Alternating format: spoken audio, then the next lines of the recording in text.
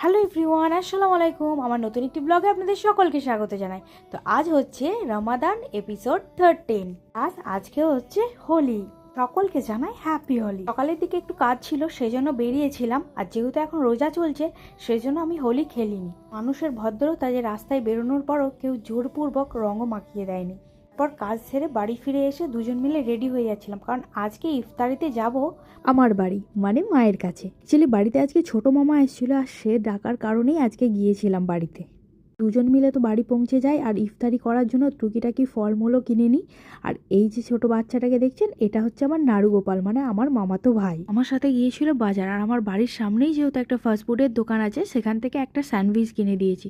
আর সেটা পেয়ে এত খুশি, দৌড় প্রতিযোগিতা হলে ফার্স্ট প্রাইজ নিয়ে চলে আসতো। অবশ্য ওদের স্কুলের স্পোর্টসে ও ফার্স্ট সেকেন্ডও হয়েছিল। এটা প্রচণ্ডই কাজে, সেটা তো আপনারা দেখতেই পেলেন ভিডিওতে। যাই হোক, মামার সাথে গল্প করতে করতে এতটাই মুশকুল হয়ে গেছিলাম যে মামার একটা ভিডিও করা হয়নি। আর যেহেতু ইফতারির সময় হয়ে গেছিলো, সেই জন্য আমি ইফতারির তৈয়ারিতে বসে গিয়েছিলাম। এদিকে সমস্ত কিছু রেডি করে একে একে রেখে দিচ্ছিলাম, আর সাহেব এখানে বসে বসে একটু তসবি গুনছিল। আর এদিকে মামার যাওয়ার সময় হয়ে গেছিলো, মামাও চলে গেছিলো, আর আমরা বসে গিয়েছিলাম ইফতারি করার জন্য। ইফতারিতে তো প্রচুর আইটেম হয়েছিল, আর সব থেকে সেরা হয়েছিল এই শরবতটা। এটা মিলি স্পেশাল শরবত, দারুণ হয়েছিল জাস্ট।